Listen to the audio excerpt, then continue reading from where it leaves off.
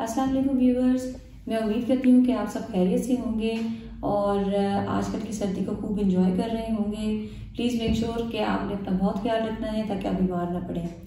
आज जो है वो हम बात करेंगे स्लीप हाइजीन के बारे में। ठीक है, जैसे कि आप जानते हैं हम पहले स्ट्रेस और एंजाइटी के बारे में डिस्कस कर चुके हैं, उसमें भी स्लीप अफेक्ट होती है।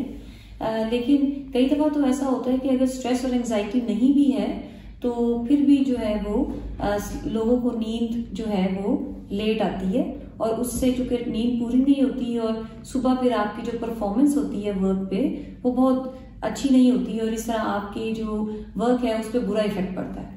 तो उसमें कुछ टिप्स हैं जिसको हम डिस्कस करेंगे। जैसे जिनमें से एक जो बहुत ज़रूरी टिप है वो ये है कि रात को जब आपको अगर लगता है, अगर तो आपको कोई मसला ही नहीं है तो जाहिर है फिर तो आप इन टिप्स को प्रैक्टिस नहीं करेंगे।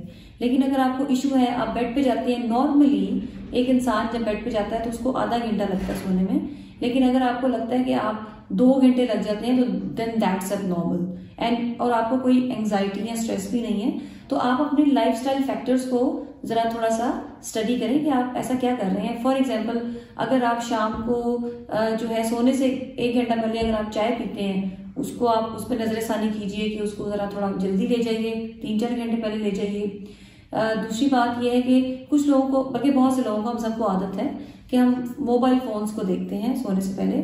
तो मोबाइल फोन्स और जो कंप्यूटर स्क्रीन्स हैं इसके ऊपर एक ब्लू लाइट होती है जो कि आपकी आईज में एक खास हार्मोन होती है, उसको कम कर देती है, तो उसकी वजह से भी स्लीप अफेक्ट होती है। तो प्लीज मेक श्योर सोने से 1 घंटा पहले मोबाइल फोन को बाय बाय कर दिया करें। और चीजें जिनसे आपकी स्लीप को बेनिफिट मिलेगा वो ये है कि अगर आप कोई बुक रीडिंग कर लें, टेलीविजन आप देख सकते हैं, इट शुड बी फाइन, उसमें वो वाली ब्लू लाइट नहीं होती। आप थोड़ा सा म्यूजिक सुन सकते हैं, कोई तलावत सुन सकते हैं, आप गरम जो है दूध है उसका 1 कप पी सकते हैं, आप शॉवर लेके डायरेक्टली बेड पे जा सकते हैं। ठीक है, तो ये वो चीजें हैं जो कि सारी आपको स्लीप लेके आने में हेल्प आउट करेंगी। तो प्लीज मेक श्योर कि अगर आपको कोई क्वेश्चन है आपकी स्लीप के बारे में तो आप प्लीज आप मुझे मैसेज करें, I am happy to answer that question. और लेकिन ये है कि अगर तो एंजाइटी और स्ट्रेस है तो please make sure consult the doctor to have appropriate management. उसमें स्लीप हाइजीन के अलावा भी आपको बहुत सी चीजों की जरूरत पड़ती है।